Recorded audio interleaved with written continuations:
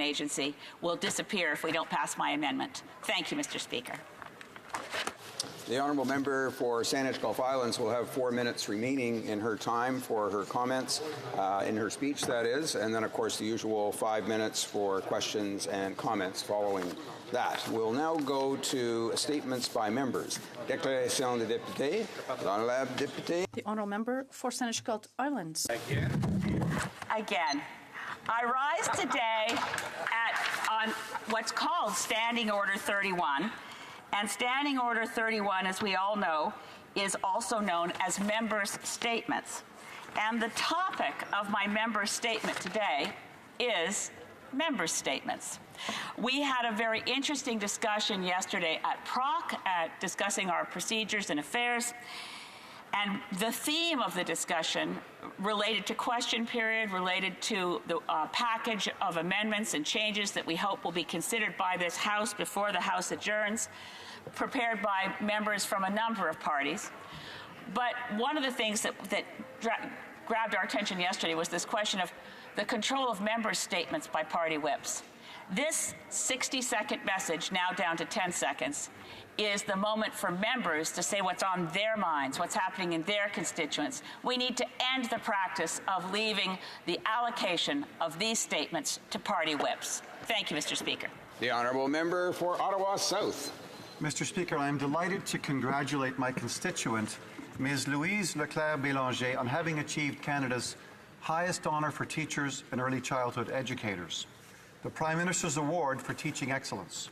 Ms. Leclerc-Bélanger excels in the art of customizing her teaching for each student by mobilizing the options offered by new technologies and using her talent to recognize her students' strengths and weaknesses. Mr. Speaker, there is no greater investment a society can make than in learning. Every day, teachers nurture a culture of curiosity in Canada, empowering our youth to shape our future.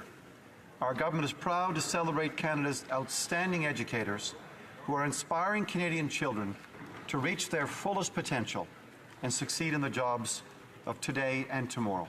Congratulations, Louise. Félicitations, Louise. Thank you. Congratulations, Louise. Honourable member for Chicoutimi-Le-Fjord. Major economic projects are unfolding in our wonderful region. I would like to remind you once again that we produce the world's greenest aluminum. And this was thanks to the fact that we are proud, innovative, and welcoming people. It's a process. Without Alcan or Rio Tinto, there would be no certified sustainable aluminum today.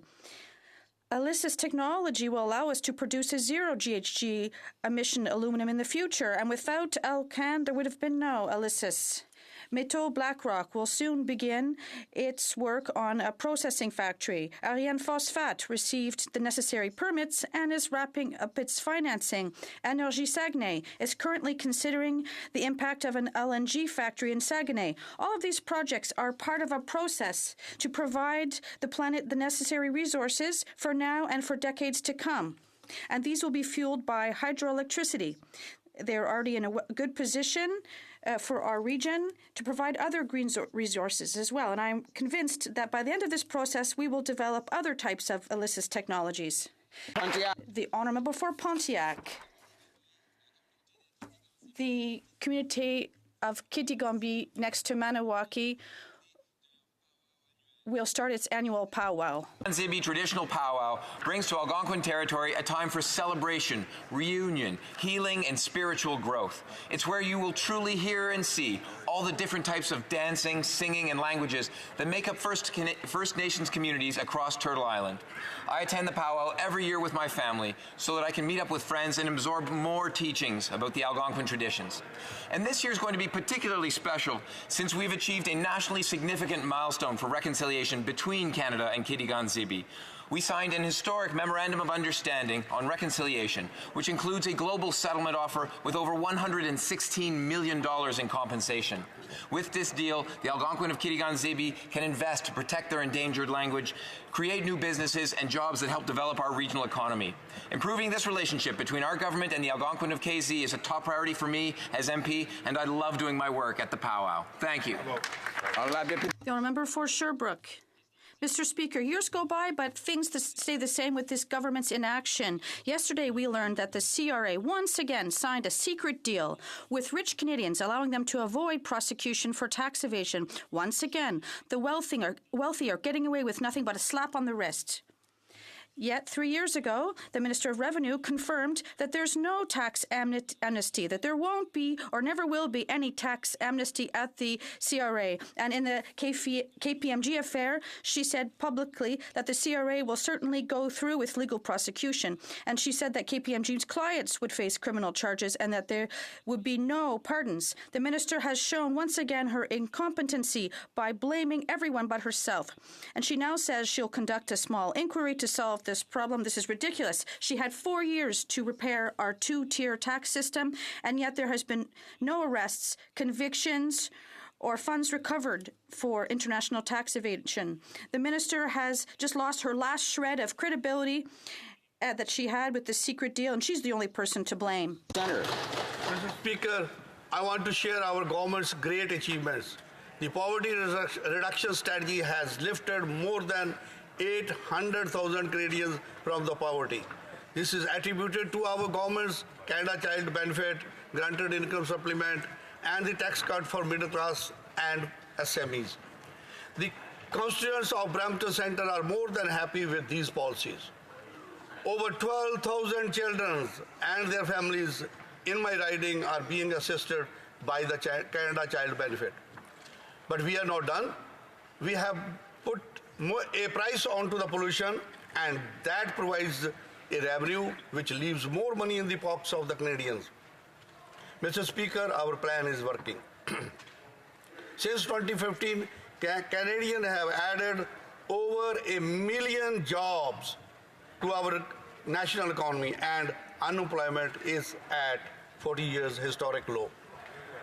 These results our Canadians should be proud of. Thank you. The honourable member for York Simcoe.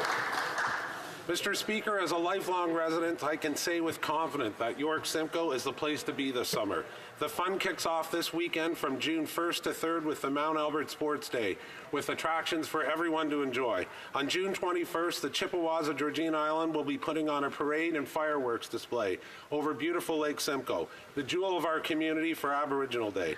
On July 1st, I will be putting on my first Canada Day pancake breakfast as MP for York Simcoe.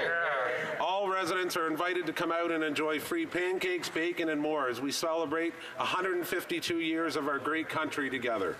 Thousands will come out August 8th to the 11th for the 164th Sutton Fair and Horse Show, offering rides, demolition derby, tractor pulls, and more. From August 16th to 17th, Canada's greatest Carrot Festival will take place in Bradford in celebration of the hard work of our farmers in the Holland Marsh. With so much to do, I encourage all Canadians to make their way to York Simcoe this summer. Honourable member for Oakville North Burlington. Mr. Speaker, what follows is the opening to a typical aphasia program. Checking in. This morning, I am a 10 because I get to recognize my new friends, Mary, Ben, Ron, Tanya, Mavis, Wes, Ted, and Anna in this house. Today is Monday, June 3rd. No, it's not. Today is Friday, May 31st, 2019. This week's theme is Aphasia Awareness Month. Aphasia is a language disorder that affects the ability to communicate. It's most often caused by strokes that occur in areas of the brain that control speech and language. Aphasia does not affect intelligence. Stroke survivors remain mentally alert, even though their speech may be jumbled, fragmented, or hard to understand. Less than 5% of Canadians know about aphasia and the challenges that those living with aphasia face. Announcements. On Saturday, June 22nd, the Halton Peel Community Aphasia Programs will be hosting their 3rd annual Aphasia Walk at E.C. Drury School in Milton at 10 a.m. Words that my friends with aphasia use to describe themselves: vivacious, organized, helpful, punctual, happy, loving, and Canadian. Thank you, Mr. Speaker. Honourable member for Hull Elmer. First surrounded by his family, William Assad passed away peacefully at the grand age of 91. Service was bred deep in William's bones. Although a student at Bishop University, he left his studies to return home to Buckingham to help with the family business when his father was sick. Once his father recovered, he decided to open his own business at 21 years old and eventually became the owner of the West Quebec Post, the English language newspaper from my riding. The West Quebec Post covers the Outaouais and is the staple of my community. William was known for his prodigious work ethic, his abiding interest in politics, a deep love for his community, and his zest for life. His death leaves a huge hole in my community, and he is thoroughly missed. Rest in peace, William. The honourable member for Edmonton Manning. Prime Minister pretends that he has a plan for climate change, but we know his carbon tax won't lower emissions. It's just another cash grab to fund his reckless spending. No matter how often or how loud the Liberals repeat it, the Prime Minister isn't fooling Canadians. The carbon tax won't allow Canada to meet Canada's emission reduction target under the Paris Accord. His own government figures have confirmed it. He's given large industrial polluters a special deal that will exempt them from his tax, while making Canadian families and small businesses pay more to drive to work, heat their homes, and put food on the table. This spring, Conservatives will present Canadians with a real environmental plan that will lower global emissions without making Canadians pay more. We know he's got a tax plan, but where is the Prime Minister's environmental climate plan? Honourable member for Eglinton Lawrence. Thank you, Mr. Speaker. Tomorrow will mark the beginning of Italian Heritage Month in Canada, and I am honored to pay tribute to the thousands of Italian fallen workers on whose back this country was built. Last week, two community leaders, Marino Topan and Paola Breda in my riding, presented Land of Triumph and Tragedy, Voices of the Italian Fallen Workers. This book catalogues the challenging history of the thousands of Italian fallen workers who gave their lives building this country, a story immortalized on the Italian Fallen Workers Memorial, which resides in the gardens of Villa Colombo in my riding. On each column, the names of each fallen worker are etched. It is a source of great pride. I encourage members to read this book, to learn more about the Italian fallen workers, and to understand and appreciate the sacrifices made by these individuals. Mr. Speaker, I'm a proud member of the Italian-Canadian community. My grandparents came here to build a better life for my parents, me, my daughters, and hopefully one day theirs. Their hard work, their dedication and sacrifice, like every other immigrant family, is a source of great pride. It paved the path for the more than 1.5 million Italian Canadians who live in this country. Ricordiamolo. The honourable member for Gatineau.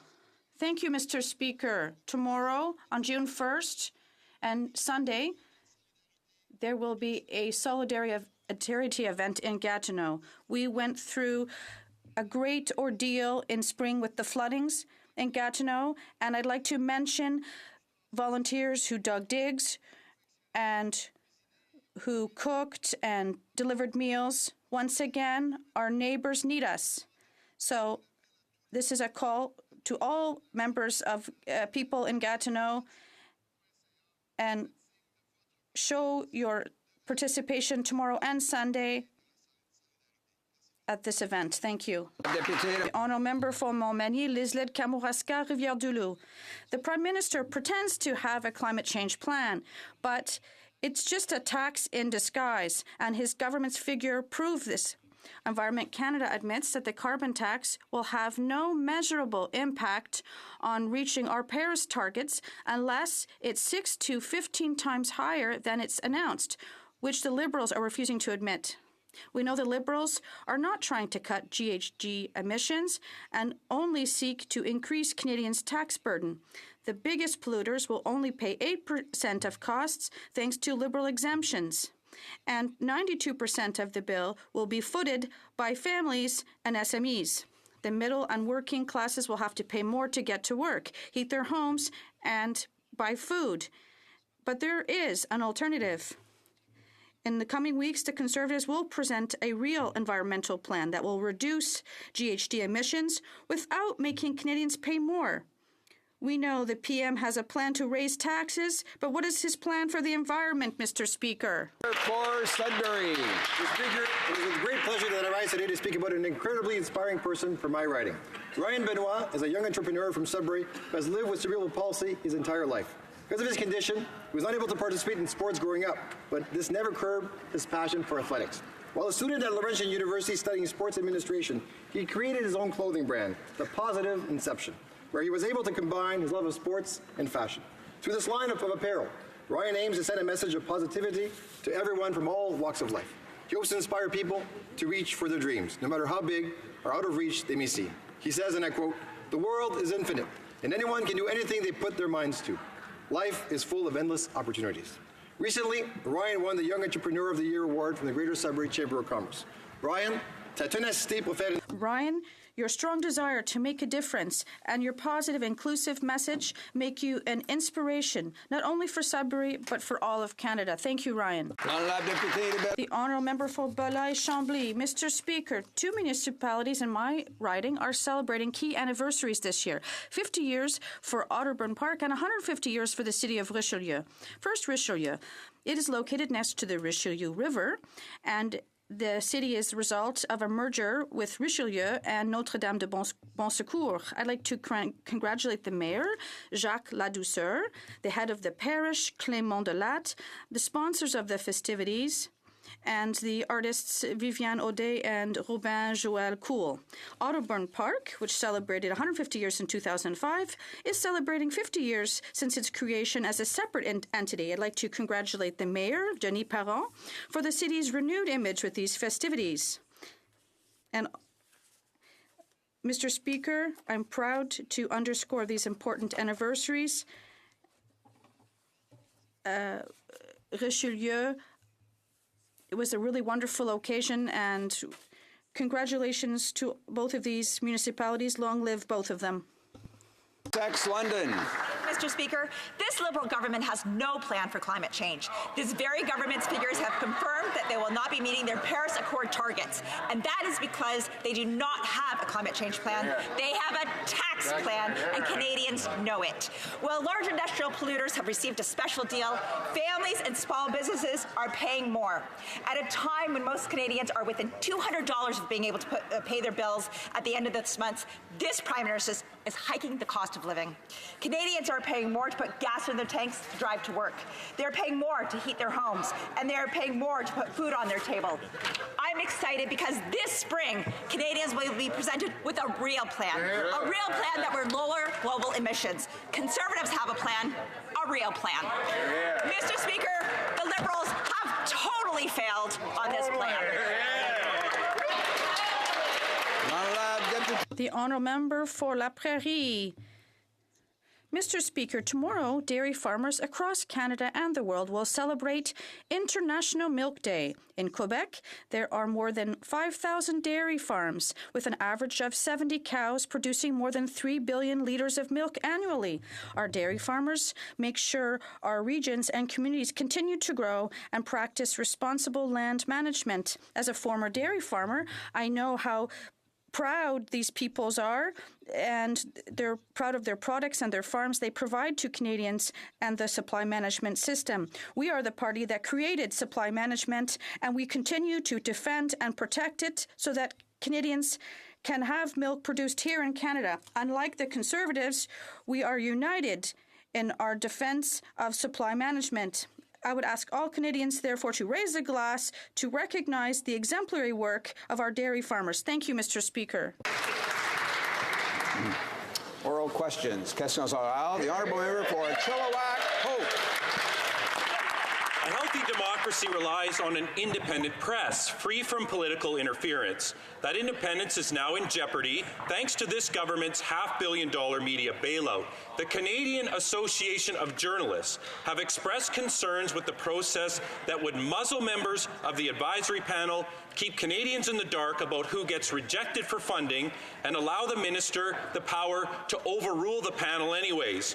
When will the Liberals realize how much damage they are doing to the trust and independence of our free press by trying to stack the deck in their own favor?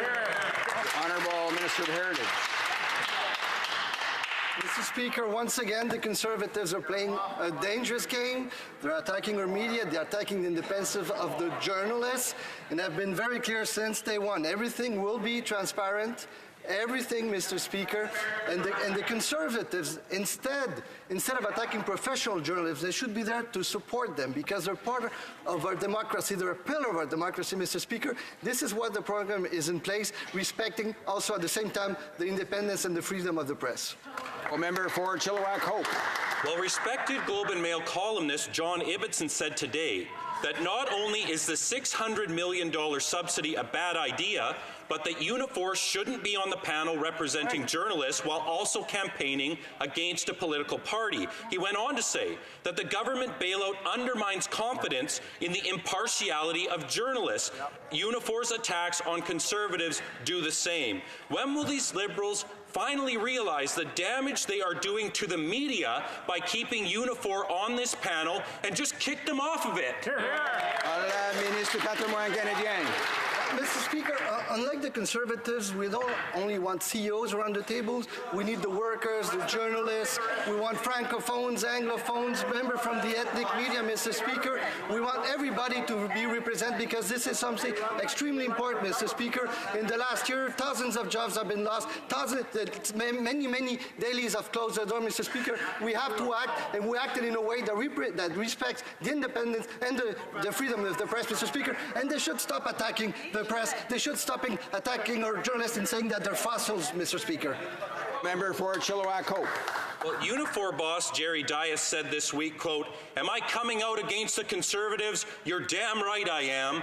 When asked if he was going to tone down his anti-conservative campaign now that his union was on the government's independent media panel, he said, quote, "I'm probably going to make it worse. The leader of the opposition is really irritating me these last few days." So Unifor has declared war on Conservatives and has become friends with benefits for these Liberals. So why don't they do the right thing and kick them off of this panel? Honourable Minister of Heritage. So, Mr. Speaker, the Conservatives want to decide who should be on the panel, who not. They decided that the workers shouldn't be there, also that the journalists shouldn't be represented, Mr. Speaker. And the leader of the opposition went as far this week, as far as to say that he's going to tell CBC how to cover a story. He's going to tell CBC how to write a story, which questions to ask, which questions shouldn't be asked. And we're against that, Mr. Speaker. Why? Because we respect the independence and the freedom of the press, and they should do the same. Deputy. The honourable member for Lévis-Lotbinière. Mr. Speaker, we all have a duty to protect our democracy. Canadians want to live in a country where they can be confident that the media are independent. Mr. Speaker, with all the chaos in digital media and the confidentiality agreements that concern the traditional media outlets, how can the Liberal government protect the integrity of the upcoming election? The Honourable Minister of Canadian Heritage. By making sure that we have a strong, free, independent press. That's how. And that's what the Conservatives don't want. We want strong media to ask tough questions. We're doing this not because we want to particularly, but because it's our duty. But they would do away with our independent media completely. The Honourable Member. Mr. Speaker, we thought we'd seen it all with this Liberal government, but using taxpayer money, once again, this time to stack the deck in its favour for the upcoming election, it's completely unacceptable. Mr. Speaker, Canadians are concerned when they see the Liberals attempting to control where the media handouts go within a few months of an election. How are we to believe the election will be fair, transparent, and unbiased? The Honourable Minister of Canadian Heritage. Mr. Speaker, that's impressive, this conspiracy theory. It's fascinating because they're attacking one of the foundations of our democracy, our media. The media is one of the pillars of our democracy, and they're using this tactic to attack the media. And unlike what they're doing, they're suggesting all journalists can be bought. That's what they're saying, that you can buy journalists, and they called them fossils as well. We're opposed to that, Mr. Speaker. The Honourable Member for Berthier-Masquinongé. Mr. Speaker, Canada is a great place to live with its beautiful nature, its diversified economy, and dynamic communities. But climate change is threatening all of these things we hold so dear. There are floods and forest fires all in different places. When it comes time to deal with climate change, the Liberals are missing in action. We in the NDP will take action. We have a plan to protect people and the environment. It's a win-win plan. Why are the Liberals letting the biggest polluters off the hook instead of protecting our environment? The Honourable Minister of the Environment and Climate Change. Mr. Speaker, it's interesting to see the NDP revealing today that they're going to do things that we're already doing to fight climate change. But they will crush employment, they will harm workers. We've seen them flip-flop on one of our biggest investments, which created 10,000 jobs, which is good for BC, which is working very hard on climate change.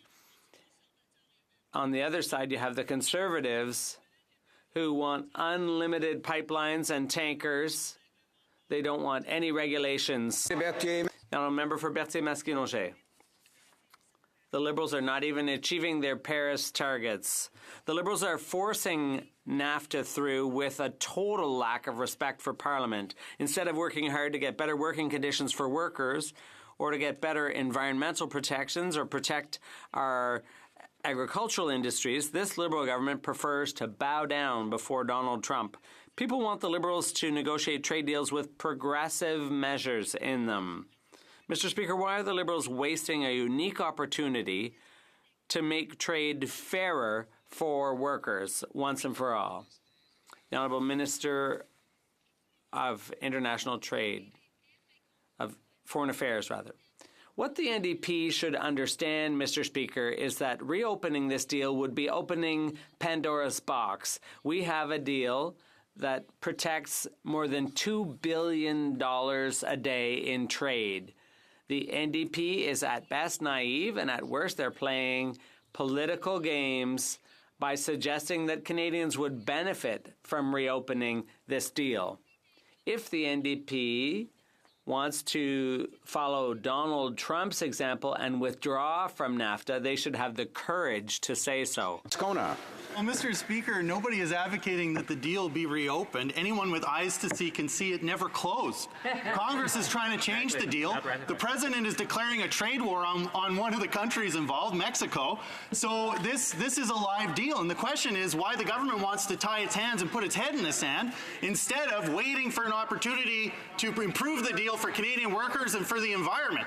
That's the real question. And I suspect, Mr. Speaker, it's because they're listening to the same drug companies that they're listening to that want to fight pharmacare in this country who are going to make money off this deal. So why is it that they're more concerned to defend the interests of corporate tycoons than the interests of Canadian workers?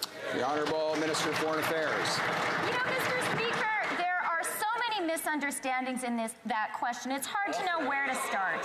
So let me start by saying that the Mexican president has said today, speaking for Mexico, that Mexico intends to move ahead with its ratification process. Now, as I have just said, the NDP are naive at best and playing political games at worst to suggest that Canadians would benefit from reopening this deal. And if the NDP wants to take a page out of Donald Trump's playbook and withdraw from NAFTA, they should have the courage to tell Canadians that. Member for Elmwood, Transcona. The only one who's naive is somebody who thinks that this deal is closed, Mr. Speaker, because there's clearly a lot of action on the deal. I just wish that the Liberals were in as big a rush to do something about climate change as they are to ratify this deal. Because they still have Stephen Harper's targets, their carbon tax gives the steepest discounts to the biggest polluters, and they're wasting billions of dollars buying old pipelines to pay out international investors instead of investing in what they ought to be investing, like, for instance, a program to help Canadians retrofit their homes, saving money on their monthly bills, and reducing their carbon footprint. So why is it that this government, once again, is more interested in defending corporate profits than standing up for Canadians? The Honourable Minister of the Environment and Climate Change. Mr. Speaker, we always stand up with Canadians. I was very proud to see in the NAFTA that for the first time ever, there's an environment chapter in the body of the agreement. Also, we've been taking serious action on climate change. I see the NDP came out with their plan, which adopts some of our ideas, but in a way that would destroy jobs and hurt workers and families. They've already flip-flopped on an LNG project that creates 10,000 jobs in BC, saying they don't want to go ahead in the face of the BC NDP government, which is committed to this project and committed to climate action. We need to take climate action, we need to grow our economy, and we need to ensure a sustainable future. That's exactly what we're doing. Member for Aurora, Oak Ridges, Richmond Hill. Mr. Speaker, if NAFTA 2.0 is a good deal for Canada, what does the Prime Minister consider a bad deal? Canadians know this is a worse deal and that it also compromises our sovereignty. Right. Canada now has to ask permission from the U.S. to negotiate a new trade deal, and we have to report to the U.S. when we change our monetary policy. The Prime Minister has paid too high a price, and with this bill, he will have free rein to give more away. Will he admit he has failed Canadians? Minister of Foreign Affairs. Mr. Speaker, how soon they forget. Let me remind my Conservative colleagues how urgently they and Stephen Harper urged Canada to capitulate. In October of 2017, Stephen Harper wrote in a memo, and I quote, "It does not matter whether current American proposals are worse than what we have now. And when it comes to our retaliatory tariffs, which achieved a full lift, the Conservatives urged us, Doug Ford lectured us on how we needed to drop them. So Canadians should be..." The honourable member for Aurora, Oak Ridges, Richmond Hill. Mr. Speaker, this government couldn't hang on to what we had before, and we're not out of the woods yet. Right. The full lifting of U.S. steel and aluminum tariffs is pure fiction. This Prime Minister's new NAFTA deal allows the U.S. to re-implement punishing tariffs anytime Trump feels an unfair market surge. This Prime Minister is desperate for us to believe he got a good deal. But can he tell us one thing that is better in this new NAFTA?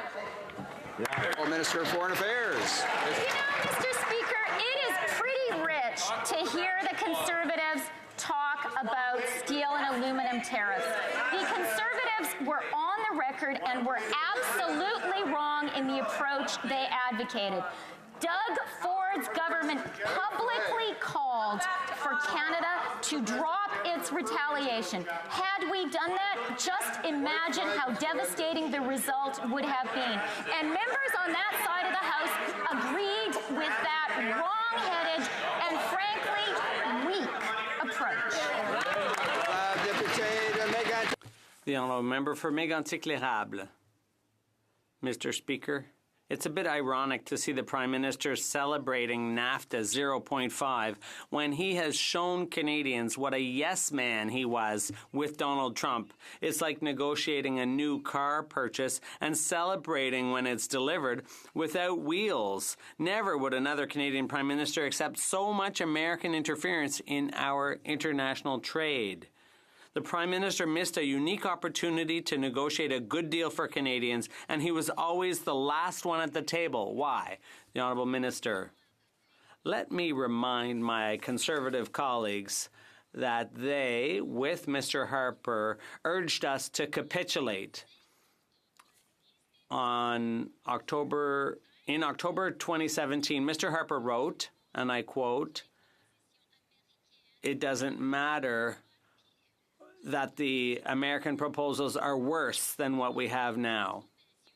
And as for countervailing measures, the Conservatives openly called and publicly called on us to lift them. The honourable member for Mégantic-l'Érable. Mr. Speaker, the minister gave the keys to our economy to Donald Trump, and he will now decide the future of our steel and aluminum industries. The Liberal incompetence has cost us our dairy industry. Donald Trump will be able to dictate our tariffs and set limits on our exports. American milk will continue to be highly subsidized and will compete against our Canadian producers. Why is the minister claiming victory on behalf of Donald Trump instead of admitting that we've accepted a discount deal? The Honourable Minister. Mr. Speaker, the Conservatives have repeatedly said that we should give up our claims and give in to the Americans. It's there in black and white. Canadians can be pleased that we did not follow their example. I think this is a bit of an embarrassing moment for the Conservatives. Mr. Speaker, yesterday the U.S. Vice President was magnanimous when he said the Liberals drove a hard bargain. It reminded me of a winner at Wimbledon praising the loser after beating them in straight sets. There were no wins for Canada, Mr. Speaker, only losses sector by sector. It was a take it or leave it from the U.S. from the beginning. And how do we know? Because Section 55 of this bill confirms that. The Liberal government has already agreed to change the bill after we vote and debate it here, Mr. Speaker. If Donald Trump asked them to do something, they said, "How high, sir?" Why did the minister cave? Honourable Minister of Foreign Affairs. Mr. Speaker, I am very glad the member for Durham asked that question because it allows me to clarify a misunderstanding on his part of that part of the bill. That is a part of the bill that updates the name of NAFTA in the Food and Drug Act. It does not give any special powers to Cabinet, and it doesn't allow for the agreement to be changed. So the member for Durham is entirely mistaken. He clearly hasn't read the agreement. Honourable member for Durham.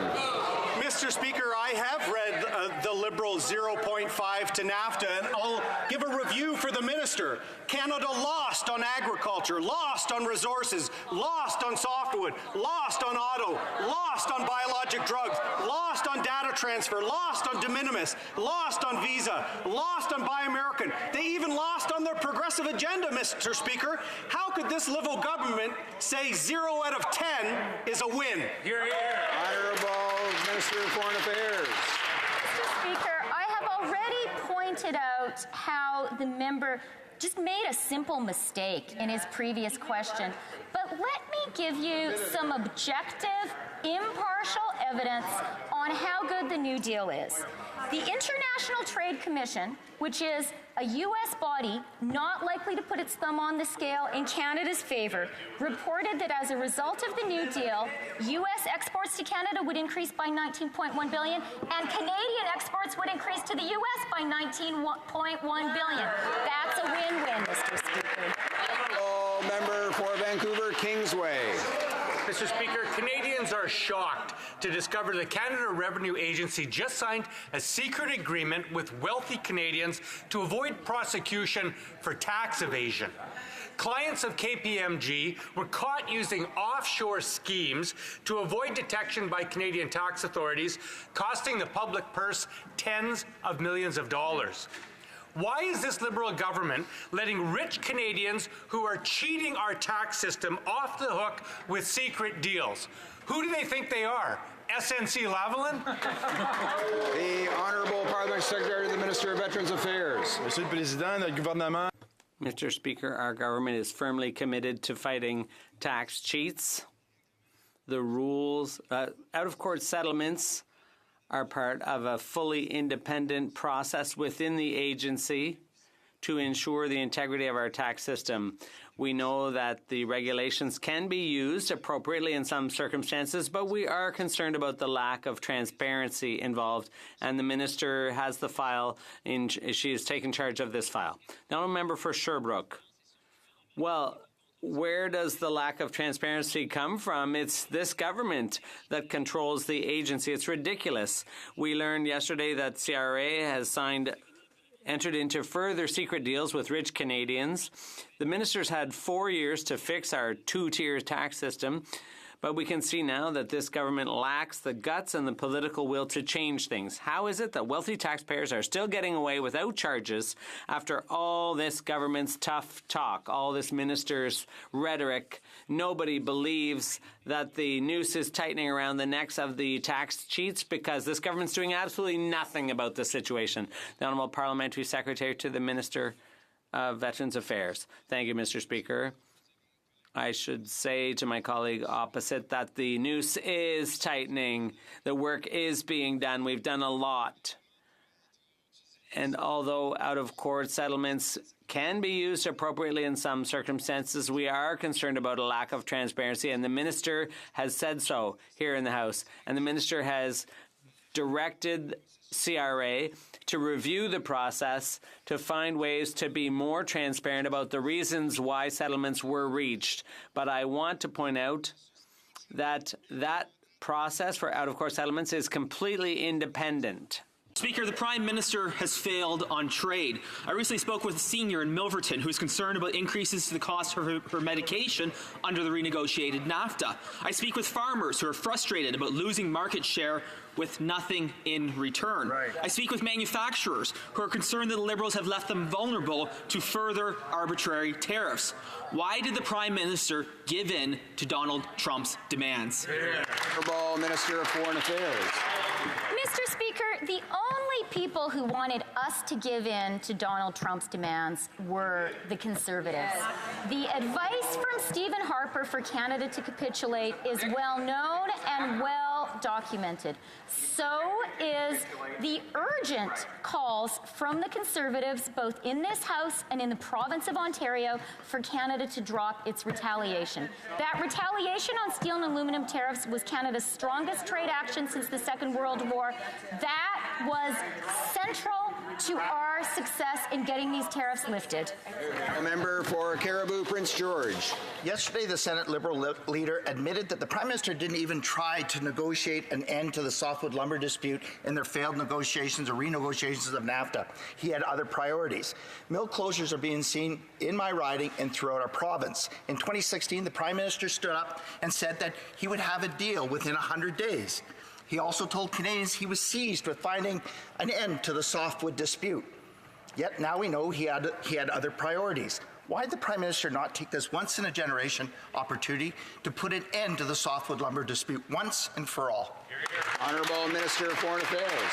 Speaker, we are very seized of the softwood lumber issue. I have raised it repeatedly with Ambassador Lighthizer. The Prime Minister raised it with the Vice President yesterday. Having said that, Mr. Speaker, one of the reasons we were so adamant about not accepting a terrible quota deal for steel and aluminum was because we did not want to follow the wretched Conservative example of accepting quotas for our softwood lumber industry. We learned from their mistakes, Mr. Speaker. I wish they could learn from their mistakes too. The honourable member for Chicoutimi-Leflore. Mr. Speaker, the government has tabled legislation to ratify the new NAFTA. The Liberal government has sacrificed dairy producers without knowing what the consequences will be for the dairy industry. They are now under increased stress. Liberals want to sign a new deal without first compensating farmers for the two previous deals. Why are the producers in my region being hung out to dry? The Honourable Minister of Foreign Affairs. Mr. Speaker, when it comes to softwood lumber, I'd like to point out how you began talking about softwood. I'd like to talk about the leadership in the industry. There was a lot of consultation with the steel industry leaders and softwood, and the advice was, don't repeat the mistakes of the Conservatives, and we listened to that. Mr. Speaker, the Liberal government is opposed to Canadian energy. The Prime Minister said he wanted to shut the oil sands down. There are no more pipelines bill. C-69 will be devastating to any future development. They promised to build a Trans Mountain expansion immediately, but there's still no shovels in the ground. Now they're threatening a war on plastics. Well, Mr. Speaker, half the jobs in my riding of Sarnia-Lambton depend on Canadian energy, pipelines, and plastics. So why are the Liberals attacking the hardworking people of Sarnia-Lambton? Parliament Secretary to the Minister of Natural Resources. Mr. Speaker, what's clear is that Conservatives have no respect for courts and no concern for constitutional duty to consult with Indigenous communities. The Conservatives have continued to put politics ahead of the process. Canadians are depending on us to get this process right, to meet our duty to consult, to respond to what we have heard from Indigenous groups, and with advice from Federal Representative Justice Yacobucci, we communicated to Indigenous communities that a decision on TMX can be made by June 18th. Our goal is to make sure that the process is right to help all Canadians across Canada. Merci, Mr. President. The honourable member for Edmonton Strathcona. This spring, I met with traumatized Tibetan youth recently escaped from Tibet, where they face suppression of Tibetan language, increased mass surveillance, intimidation, arbitrary arrest, and torture. While China has committed to the UN to better protect religious freedom and to respect rights, there's no evidence of change. Tibetans continue to protest and self-immolate. The U.S. ambassador visited Tibet, raised concerns about religious freedom, and called on China to recommence the dialogue on a middle way agreement. Will this government follow suit and encourage China to pursue the dialogue with the envoys of the Dalai Lama? The Honourable Minister of Foreign Affairs. Mr. Speaker, I'd like to thank the member for Edmonton Strathcona for her question, for her hard work on this issue, and for the question asked earlier this week about this important issue by the NDP. We are deeply concerned about the human rights situation in China, including restrictions on the freedoms of Tibetans. In fact, my parliamentary secretary raised these concerns with Chinese legislators while in China last week. We call on the government of China to respect the human rights of Tibetans and to engage in a substantive and meaningful dialogue with the Dalai Lama. Thank you. The honourable member for Belleuil-Chambly. Thank you, Mr. Speaker. For 4 years now, the Minister of Public Safety has been ignoring rulings of the courts who deem that the abusive use of solitary confinement is unconstitutional. Yesterday, the family of Ashley Smith condemned the government for its broken promises and for the fact that it invoked their daughter's name to justify their lack of action. Bill C-83 will do nothing to correct this terrible situation. Will the government abandon this bill, comply with the court rulings, and, above all, apologize to Ashley Smith's family? The Honourable Parliamentary Secretary to the Minister of Public Safety. His question and for his concern and his hard work at the committee. Ashley Smith's death was a tragedy, and we continue to extend our condolences to her family. We are working hard to prevent what happened to Ashley Smith to happen to anyone else. The new system we are putting in place will provide programs, mental health care, and daily social interaction with inmates who need to be separated from the general population due to safety reasons. We back that up with a $448 million investment, and unlike the current system, there will be new oversight mechanisms and regular reviews will be enshrined in law. Thank you, Mr. Speaker. Honourable member for Newmarket Aurora. Mr. Speaker, National Accessibility Week is a week when we celebrate Canadians with disabilities and raise awareness of the need for greater accessibility and inclusion. For millions of Canadians, barriers to access and inclusion still exist. We know that society benefits when all Canadians are included and have access to their workplaces and to their communities. Can the Parliamentary Secretary for Accessibility tell this House how our government is addressing and reducing barriers to inclusion for all Canadians? Honourable Parliamentary Secretary to the Minister of Science and Accessibility and Sport. Thank you very much, Mr. Speaker, and I'd like to thank the member from Newmarket Aurora for that important question. Our government believes that all Canadians deserve to have the same opportunities and chances at success. Bill C-81, the Accessible Canada Act, was passed with unanimous consent this week. Once it receives royal assent, it will allow us to transition from a system where Canadians with disabilities have to fight for every basic access to a new system that systematically identifies and prevents barriers from the start. This legislation reflects the work and commitment put forward by the disability community, who for years have been tireless advocates for an accessible Canada. This success is there. The Honourable Member for Carleton. Well, how's this for March Madness? In 1 month, this Liberal government ran a $15 billion deficit. And now in this year, remember the year in which the budget was going to balance itself? There's another $20 billion deficit.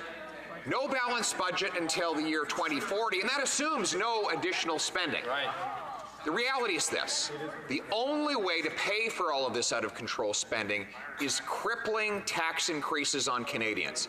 Why won't this Liberal Party be honest before the election about the real cost in tax hikes that would come after the election. The Honourable Parliament Secretary to the Minister of Finance.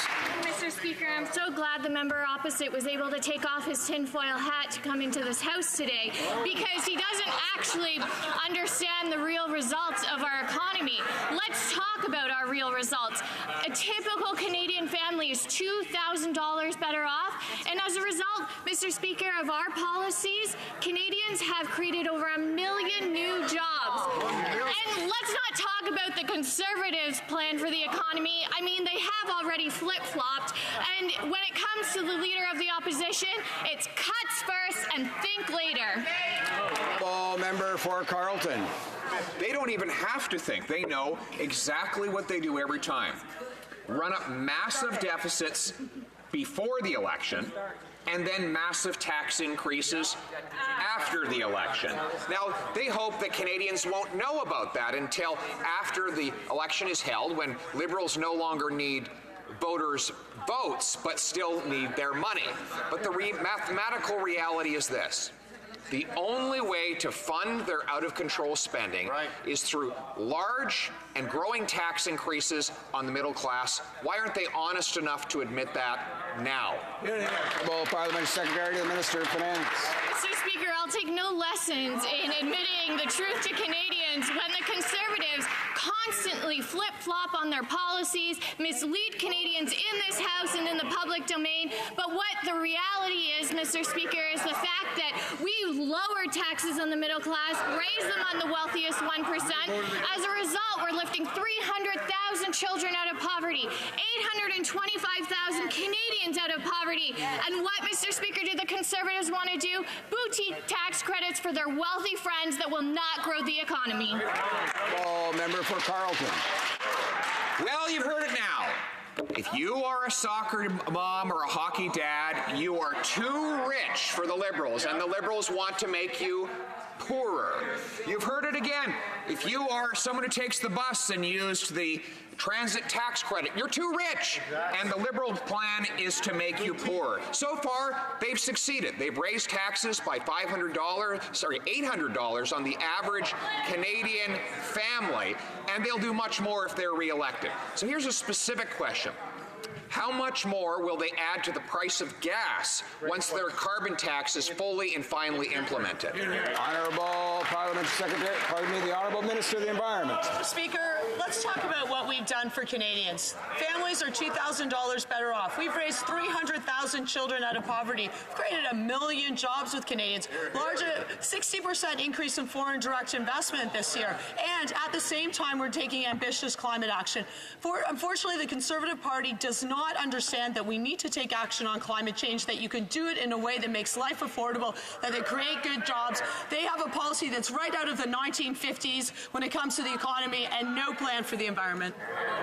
Member for Carleton. We know what their policy looks like. They've said they admire the carbon tax in British Columbia. They only want it to be higher. When the Prime Minister was asked about the $1.60 a litre gas price in that province, he said, this is exactly what we want.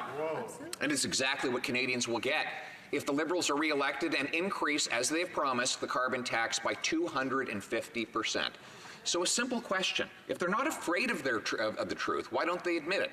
How much will gas prices go up once the carbon tax is fully and finally implemented? Honourable Minister of the Environment and Climate Change. Mr. Speaker, we've been absolutely transparent about what we're doing in terms of action on climate change, and I'm wondering whether the member opposite cashed his climate action incentive rebate, because 93% of Canadians that were entitled to it did it. We put a price on pollution. 80% of more families are getting more money off. But let's talk about the Conservative plan for the environment. More pipelines, more taxes, more tankers, and no rules to protect the environment. They do not have a plan for the environment. They do not have a plan for the economy. Member for Courtenay Alberni. Mr. Speaker, throughout many generations, Canada has earned a reputation as a good actor in the world. Yet this recent garbage scandal with the Philippines and Malaysia has exposed the fact that Canadian companies have been dumping our worst waste into the backyards of the poorest countries of the world. That is not being a good neighbor.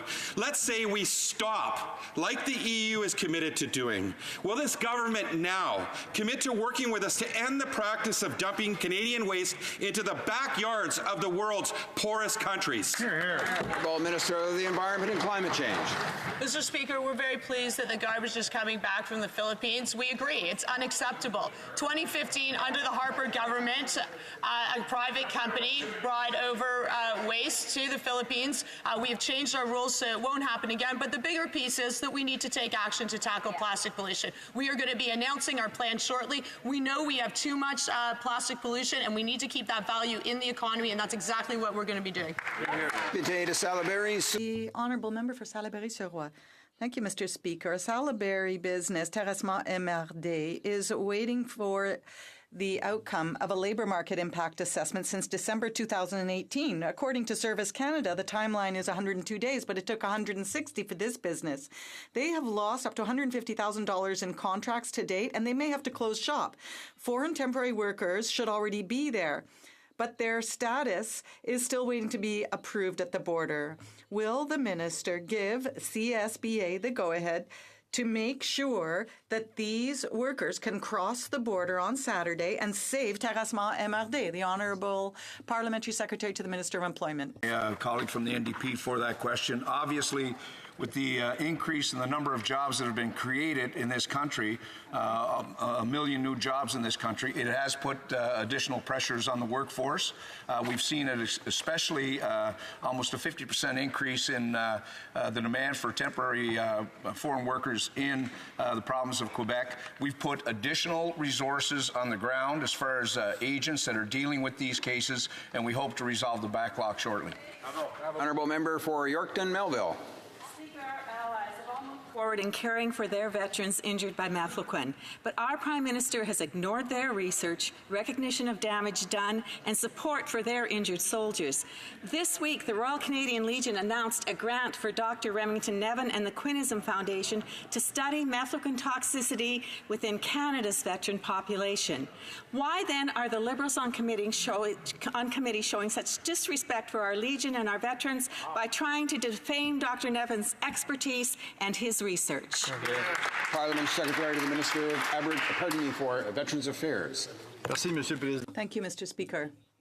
I'd like to thank my colleague for her interest in this matter. The well-being of our veterans and Canadians is our top priority. 96% of post-traumatic stress syndrome requests are given a follow-up. We try to follow up on health matters as quickly as possible. The opposition had 10 years to provide support and to work on these matters and on mental health issues. But instead, they spent their time reducing services and balancing the budget on the backs of veterans. Not 2 weeks ago at the Committee of the Whole, the Minister of Defence stated that journalist questions to the government would never again be farmed out to private corporations like Irving, who promptly and repeatedly threatened to sue the journalists. The Minister of Public Works admitted it never should have happened in the first place, but it has happened again, this time to the Globe and Mail. Can the Minister of Defence tell us why he misled the House, or should I just skip the middleman and direct the question right to Irving? The Honourable Parliamentary Secretary to the Minister of Innovation, Science and Economic Development. Mr. President, we strive to be open and transparent so Canadians know we are making responsible investment. Information on individual transactions that are eligible as an IRBs is commercially sensitive. We must receive consent from the contractor. In order to provide the reporter with the most fulsome answer to the question, we spoke with the company, but the department, our officials, follow all appropriate steps, respecting privacy of all individuals. Threatening the source, the reporter, is not the way we do media relation. Honourable Member for Sturgeon River Parkland. Mr. Speaker, every day across rural Canada, people live in fear that their lives and their property are in danger. Right. And that's why Conservatives passed a motion to combat the scourge of rural crime. But Liberals chose to ignore them and offered nothing in response. Shameful. Home invasions are rising, property theft is common, and people are scared. Yet the Liberals can't be bothered to take any meaningful action. When will the Liberals start taking rural communities and victims seriously? Question. Parliament Secretary to the Minister of Public Safety. I'd like to thank the honourable member for his question. We are deeply concerned anytime a portion of the Canadian feel that they're not safe. We have committed to ensure that the RCMP members have the resources and support they need. There is a new RCMP crime reduction strategy in Alberta that has led to a 25% reduction in reported property crime between July 2017 and July 2018. We have increased across the board $700 million in funding to the RCMP, and the Conservatives cut $500 million. Thank you. Member for Fleetwood Port Kells. Mr. Speaker, businesses and constituents in our riding have been very concerned about the status of collective bargaining at the Port of Vancouver. Just yesterday, I received an email from the owner of a small business in Fleetwood Port Kells who has 2 containers on the way into port full of products that his customers are going to need to get very quickly. Everybody on the coast knows how important this port is for our economy, our business, our farmers, and all workers right across Canada. So can the Parliamentary Secretary to the Minister of Labour please update this House on the status of those negotiations? Parliamentary Secretary to the Minister of Labour. Thank you very much, and I want to thank my colleague from Fleetwood Port Kells, who's been a strong advocate and has quite often mentioned his concern around this issue of the negotiations. We believe as a government that a resolution is best found when labor, business, and when times need it, government sit to assist. And I'm really happy that our minister made the trip to Vancouver to encourage both groups to come to a resolution. We're really happy that a tentative agreement is now in place. I want to thank those that have given so much from our Labour Department. Peter Simpson, we call him. The honourable member for Leeds, Grenville, Thousand Islands, and Rideau Lakes. Mr. Speaker, the Eastern Ontario Regional Network proposal will help increase Eastern Ontario's access to cell phone service and capable internet. It'll give residents and businesses in rural Ontario access to the digital market and help them to remain competitive. These Liberals refuse to announce funding for this project, while the Ontario government has already announced $71 million in funding. This project has received support from both sides of the aisle, with 6 Liberal members of Parliament already signing on. When will this Prime Minister finally support rural Ontarians and fund this project? The Honourable Parliamentary Secretary to the Minister of Infrastructure and Communities. Thank you, Mr. Speaker. Our government has made tremendous progress in delivering infrastructure across the country and have approved 4,800 projects to date. That's 4 times more than under the last Conservative government. And indeed, we've been patiently waiting for the Ford government in Ontario to get its act together to prioritize projects, which they failed to do in a timely and a collaborative way, even after we extended deadlines. We welcome their long overdue interest in Ontario and infrastructure, and in particular in rural infrastructure when it comes to ensuring digital access, because we know that every Canadian, including rural Canadians in his riding, are entitled to it, and under this government, we will deliver. Honourable member for Don Valley East. Well, we all know that when governments try and use austerity measures, they target the vulnerable. Like we have seen in Ontario, the austerity measures have been particularly harsh on families and seniors. The previous Conservative government tried the same on seniors. They pushed thousands of seniors into poverty by raising the age of eligibility for old age security from 65 to 67. Could the Parliamentary Secretary to the Minister of Seniors advise on our government's approach to the seniors? Thank you. Parliamentary Secretary to the Minister for Seniors. Mr. Speaker, I'd like to thank the honourable member for the question. Our government is committed to improving the lives of seniors, and that is why we reduced the age of eligibility for OAS and GIS from 67 to 65, keeping 100,000 seniors out of poverty. We increased the GIS for Canada's most vulnerable seniors by almost $1,000 per year. We're investing for housing for seniors. We're investing in home care and palliative care. Mr. Speaker, we're investing in income security for seniors. We believe that when seniors deserve respect after a lifetime of hard work, and will never stop working to provide Canadian seniors with the benefits that they deserve. York Simcoe.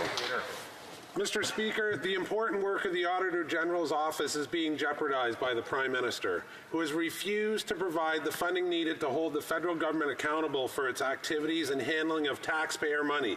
The Liberal government doesn't want their incompetence brought to light by the Auditor General. This has resulted in the cancellation of critical audits, including Arctic sovereignty and cybersecurity. Will this Liberal government show that it actually cares about being accountable to Canadians and fully fund the Auditor General? Good question. President of the Treasury Board. Mr. Speaker, I cannot believe that the member opposite has just asked that question when his government cut the Auditor General's budget by 10%, 10%, and never built it back. So our government built that budget back because we are committed to supporting the important and ongoing work of the Auditor General. That's right. The Honourable Member for Joliette. Thank you, Mr. Speaker. Every year, it's the same story. Summer arrives and our farmers are without their temporary foreign workers because Ottawa cannot process requests in time. It's always the same answer. We are dealing with a high number of requests. Your call is important to us. But there's a labour shortage. Requests will continue to rise and harvests cannot wait. Now, we've been told there are more resources, but we haven't seen any difference. We need a permanent solution. What will the government do today to make sure that workers will be here this summer and next year on time? The Honourable Parliamentary Secretary to the Minister of Employment. Well, Mr. Speaker, it gives me an opportunity to remind the Honourable Member that, yes, the Conservatives did cut the temporary foreign worker, those working in the processing sector, and change the rules to make it more difficult. The sector told us at the time, they said the Tories pushed the whole House back just to tighten the clothesline. We are putting in additional resources. We've got more bodies on the ground, and we'll see a change. We'll see an improvement in that service. The Honourable Member for Terrebonne. Mr. Speaker, we knew that the Irvings controlled the Maritimes, but it's becoming increasingly clear that this company also controls the federal government. They got all the money to deal with the spruce budworm. Then they got the lion's share of the Conservatives' $100 billion shipbuilding strategy. And now Davy is being brushed aside on Coast Guard ships. At whose benefit? Irving's. Why is the government serving the Irvings rather than the people? The Honourable Parliamentary Secretary to the Minister of Public Services. Mr. Speaker, contrary to Stephen Harper's Conservatives, we have opened up the shipbuilding strategy. We have granted very good contracts to the Davie Shipyard, including Coast Guard ships, including upgrading ships. And now we're giving a third shipyard the possibility to participate in this historic shipbuilding strategy. And it's thanks to the Liberal Party of Canada and to this government that the Davie Shipyard is able to benefit from other contracts. The Honourable Member for Terrebonne. Mr. Speaker, I was only just getting going.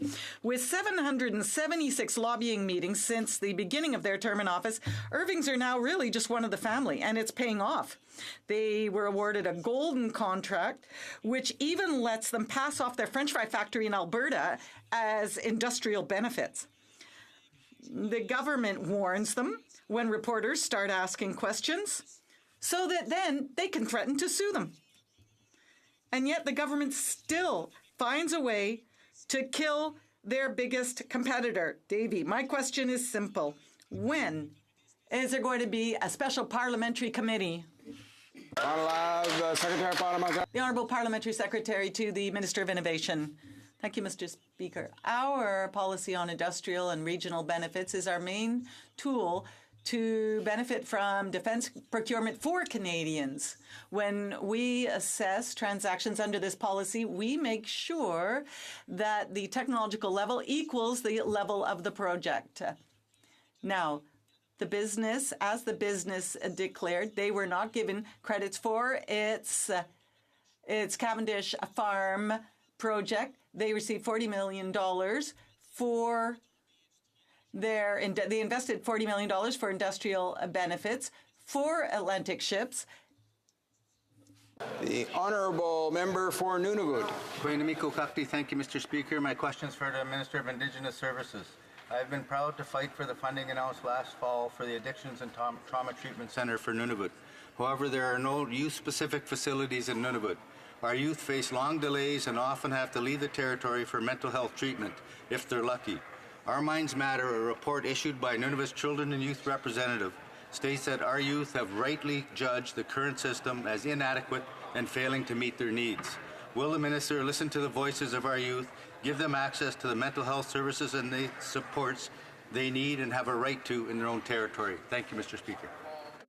Indigenous Services. I want to thank the honourable member for Nunavut for his question. As he knows, we work in partnership with the government of Nunavut and Nunavut Tungavik Incorporated to respond to the mental health needs of Inuit in the territory, and we know that the Inuit-led national Inuit suicide prevention strategy is crucial to addressing that issue. That's why in Budget 2019 we'll invest $50 million over 10 years to support it, and we will continue to work with partners, including the honourable member, to respond to the mental health needs of Inuit in the territory. Thank you for the question. That concludes oral questions for today. Honourable member for Edmonton West on a point of order. Rising from question period, the Minister of Environment and Climate Change had commented on the growth in foreign direct investment. I'd like to table a report from the OECD that shows under this government there's been a negative $166 billion in direct investment since they came to power. Thank you. Does the honourable member for Edmonton West have the unanimous consent of the House to table this document? There is no consent. Did I hear another point of order? The honourable member for Costa Bay's Central Notre Dame. Thank you, Mr. Speaker. On many occasions throughout, certainly in the past couple of months, many people have commented on the level of decorum in question period. I don't want to add to that. I do want to talk about the level of decorum during what we call member statements, which obviously precedes the most popular spot of the day here in the House of Commons. There is a certain level of noise by which, and to start my comments, I would just like to say, first of all, to show a level of decorum, I'd like to apologize to the opposition whip if my intervention is interfering with his random yelling, but I will